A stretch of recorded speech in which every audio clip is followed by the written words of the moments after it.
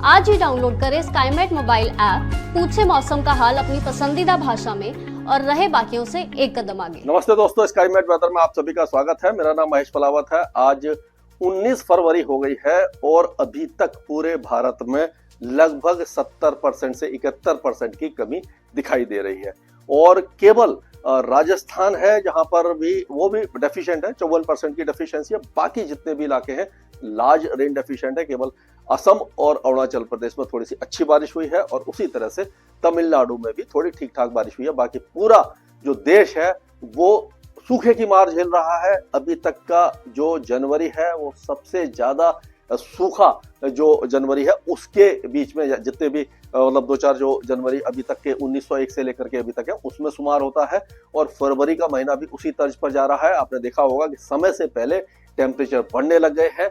वसंत ऋतु जो है वो पूरी तरह से सिकुड़ गई है और सीधे ही हम ऐसा लग रहा है कि सर्दी के बाद गर्मी में कदम रखने वाले हैं और ये जो क्लाइमेट चेंज का असर है वो हमारी फसलों पर, किसान भाइयों पर एक कहर के रूप में मतलब एक तरह से दिखाई दे रहा है, क्योंकि फसलों को बहुत ज्यादा नुकसान होता है और जो यानी कि जो भी हमें मतलब पूरा पैदावार पूरे देश के लिए जो किसान भाई जो अनाज पैदा करते हैं उनको सबसे ज्यादा नुकसान झेलना पड़ता है और उनकी जो कमाई है उस पर सबसे बड़ा बोझ पड़ जाता है, क्योंकि जितना वो लागत लगाते हैं, पानी लगाते हैं, बीज लगाते हैं, पेस्टिसाइड है, बहुत सारी चीजें खाद वगैरह लगाते हैं, वो सबकी भी वसूली कभी कभी नहीं हो पाती है। तो ये काफी ज्यादा दुख का विषय है, क्योंकि जो क्लाइमेट चेंज हो रहा है और जो बीज है, जो फसल के बीज है, जो क्लाइमेट रेजिस्टेंट बीज जो होते हैं वो इस्तेमाल करने पड़ेंगे। खेती के जो तरीके हैं उनको थोड़ा सा बदलना पड़ेगा और उसी के तरह से, क्योंकि मौसम के हिसाब से हमें आगे एक कदम आगे चलना पड़ेगा, तभी जाकर के हम इससे पार पा पाएंगे। क्योंकि जो अब अगर सर्दी से खत्म हो जाती है पहले, गर्मी पहले आ जाती है, तो रबी की फसल पर बहुत ज्यादा विपरीत असर पड़ेगा और ऐसा ही इस बार दिखाई दे रहा है। वेस्टर्न डिस्टर्बेंस आ रहे हैं एक के बाद एक, लेकिन इनमें ताकत नहीं है। लेकिन खुशकिस्मती ऐसी लग रही है कि इस बार जो वेस्टर्न डिस्टर्बेंस है 19 और 20 तारीख का, आज और कल जो दिखाई देगा वो थोड़ा सा अच्छी बारिश और स्नोफॉल देगा और उसके बाद 23-24 तारीख के आसपास फिर से नया वेस्टर्न डिस्टर्बेंस आएगा, जिसके कारण बारिश फिर से हो सकती है। लेकिन अगले 3-4 दिनों के दौरान ऐसा लग रहा है कि पहाड़ों पर अच्छा स्नोफॉल होगा। पंजाब, हरियाणा, दिल्ली, उत्तर प्रदेश के कई इलाकों सहित बिहार, झारखंड, पश्चिम बंगाल, उड़ीसा, छत्तीसगढ़, विदर्भ और तेलंगाना, यहाँ तक बारिश हो सकती है और राजस्थान के उत्तरी जिलों और उत्तर पश्चिमी जिलों में भी बारिश की संभावना हमें नजर आ रही है। तो अब देखते हैं कि किस इलाके में कैसी बारिश है, इस पर नजर डालेंगे। वेस्टर्न डिस्टर्बेंस पहाड़ों पर है, इसके पीछे भी एक वेस्टर्न डिस्टर्बेंस है, ये जो मैं बना रहा हूँ। तो ये जो वेस्टर्न डिस्टर्बेंस आपका होगा ये कम से कम आएगा, ये 23 से 24 तारीख के बीच में पहाड़ों पर पहुंचेगा। तो यहाँ पर ये वेदर एक्टिविटी देना शुरू करेगा। अभी क्या होगा कि आज ये जो साइक्लोनिक सर्कुलेशन है, एक ये ट्रफ बन रही है, आप छत्तीसगढ़ से उड़ीसा तक एक साइक्लोनिक सर्कुलेशन यहाँ पर है। तो ये सारे जो वेदर सिस्टम है उन्हीं को अगर हम मैप पे देखें, ये विंड का मैप है, इसमें भी यही साइक्लोनिक सर्कुलेशन आपको दिखाई दे रहा होगा। ये ट्रफ दिखाई दे रही है, ये हल्की सी ट्रफ दिखाई दे रही है, यहाँ पर दिखाई दे रही है, एक साइक्लोनिक सर्कुलेशन यहाँ पर दिखाई दे रहा है, एक साइक्लोनिक सर्कुलेशन ये दिखाई दे रहा है आपको, वेस्टर्न डिस्टर्बेंस यहाँ पर है, एक वेस्टर्न डिस्टर्बेंस यहाँ पर है। यानी ये वेस्टर्न डिस्टर्बेंस, साइक्लोनिक सर्कुलेशन, ये ट्रफ और ये साइक्लोनिक सर्कुलेशन यहाँ पर है। तो इन सब के कारण से इन्हीं सारे इलाकों में जहां पर ये वेदर सिस्टम होते हैं, हवाएं जहां पर घड़ी के उल्टी दिशा में घूमती है, ये भी घड़ी के उल्टी दिशा में ये घूम रही है। तो यहाँ पर हवा ऊपर उठती है, ठंडी होती है, उसमें नमी होती है, वो बादल बनते हैं और बारिश होती है। तो यही एक फंडा है, आप कह सकते हो कि आप भी ये मैप को देख करके वेदर फोरकास्ट कर सकते हैं।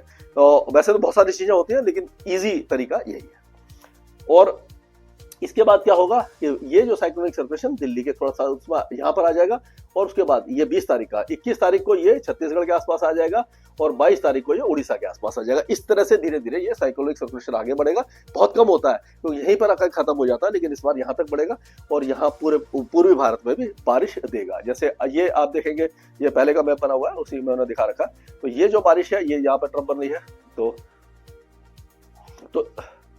तो ये जो हम देखेंगे कि ये बारिश की गतिविधियां आपके देखिए पाकिस्तान में कई इलाके में है, ईरान में, अफगानिस्तान, ये सारे इलाके में, पाकिस्तान के बहुत ज्यादा इलाके बारिश है, केवल सिंध प्रांत में और साउथ बलूचिस्तान में बारिश नहीं है। ये पूरे पहाड़ों पर बारिश आपको दिखाई दे रही है और ये पंजाब, हरियाणा, दिल्ली, उत्तर पश्चिमी उत्तर प्रदेश और राजस्थान, जैसलमेर, जोधपुर, यहाँ से पूरे इलाके में बारिश है। और इसी तरह से यहाँ पर ये 19 तारीख की बारिश है, 20 तारीख को और आगे आ जाएगी, यहाँ पर अभी आ जाएगी पूर्व भारत में 21 तारीख को, और साइक्लोनिक सर्कुलेशन आगे आ जाएगा 22 तारीख को और ज्यादा। तो इसको हम एक एक राज्य के हिसाब से समझेंगे। तो अगर हम देखें तो आज और कल ये पूरे गिलगित बाल्टिस्तान, मुजफ्फराबाद, लद्दाख और जम्मू कश्मीर से ये सारे इलाकों में अच्छा स्नोफॉल होने वाला है। 20 तारीख को इंटेंसिटी बढ़ जाएगी, 21 तारीख तक भी रहेगा। और हिमाचल प्रदेश में आज और कल ऊंचे पहाड़ों पर बहुत अच्छा स्नोफॉल होगा। निचले इलाकों में धर्मशाला और उसके आसपास के जो इलाके हैं, कुल्लू मनाली, ये सारे इलाकों में, शिमला वगैरह में बारिश होने की संभावना नजर आ रही है। ऊंचे पहाड़ों पर स्नोफॉल होगा, निचले इलाकों में भी। अब क्योंकि जैसे जैसे टेम्परेचर बढ़ते हैं तो स्नोफॉल की संभावना थोड़ी कम हो जाती है। उत्तराखंड में 20 तारीख को ज्यादा स्नोफॉल होगा और 19 तारीख को लाइट रेन हो सकती है, ऊंचे पहाड़ों पर स्नोफॉल हो सकता है। उसके बाद 23-24 तारीख को फिर से नया वेस्टर्न डिस्टर्ब आएगा जो 25-26 तारीख तक वेदर एक्टिविटी आपके यहाँ पर देता रहेगा।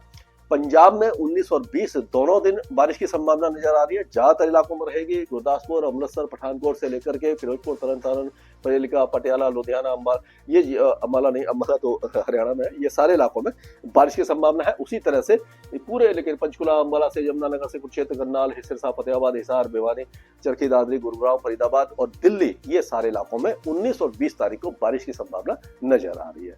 अगर उत्तर प्रदेश की बात करते हैं तो उत्तर प्रदेश में 19 तारीख को सहारनपुर, शामली, मुजफ्फरनगर, बागपत, मेरठ, बिजनौर, ये जो इलाके हैं ये बारिश दिखेंगे। और उसके बाद 20 तारीख को इनके साथ साथ मुरादाबाद, बरेली, पीलीभीत, लखीमपुर खीरी, शाहजहांपुर, ये काशी रामनगर, बदायूं, आगरा, हाथरस, अलीगढ़, मथुरा, फिरोजाबाद, मैनपुरी, फर्रुखाबाद, यहाँ तक बारिश है। सीतापुर, बहराइच तक बारिश हो सकती है। इस तरह का वेदर दिखाई दे रहा है। और हो सकता है कि प्रयागराज, भदोही, जौनपुर, ये जो इलाके हैं यहाँ पर भी 20-21 तारीख को बारिश हो जाए। बिहार में चांसेस कम दिखाई दे रहे हैं, लेकिन फिर भी कुछ इलाकों में बादल छाएंगे और हो सकता है कि नालंदा, बेगूसराय, ये सब इलाके हैं जो सुपौल, अररिया, किशनगंज, माधेपुरा, पूर्णिया, कटिहार, यहाँ पर 20-21 तारीख को बारिश की संभावना दिखाई दे रही है। झारखंड के भी कुछ इलाकों में, जमशेदपुर वगैरह में बारिश की संभावना नजर आ रही है। धनबाद, बोकारो, ये देवगढ़, दुमका, गोदा, पाकुर, यहाँ पर बारिश हो सकती है। पश्चिम बंगाल के ज्यादातर इलाके 20 तारीख को बारिश देखेंगे। गंगे पश्चिम बंगाल में जो बारिश की गतिविधियां हैं वो अगले 2 दिनों तक जारी रहेगी और 20 तारीख को ज्यादातर इलाकों में बारिश की संभावना हमें नजर आ रही है। पूर्वोत्तर राज्यों में बारिश जो चल रही थी और ज्यादा बढ़ जाएगी। हिमाचल, ये अरुणाचल प्रदेश में स्नोफॉल भी होगा, सिक्किम में स्नोफॉल होगा। अब अगर 19 तारीख की बात करें तो जैसलमेर के कुछ इलाकों से लेकर के जोधपुर के उत्तरी इलाके, बीकानेर, गंगानगर, हनुमानगढ़, चुरू, नागौर, सीकर, झुंझुनू, अलवर, भरतपुर, जयपुर, दौसा, यहाँ पर धौलपुर तक भी बारिश हो सकती है 19 तारीख को। 20 तारीख को गंगानगर, हनुमानगढ़, बीकानेर, चुरू, झुंझुनू, अलवर, यहाँ तक बारिश की संभावना नजर आ रही है। बाकी इलाके शुष्क रहेंगे। और ये 21 तारीख से जब उत्तरी हवाएं चलेंगी तो टेम्परेचर जो बढ़े हैं फिर से गिर जाएंगे।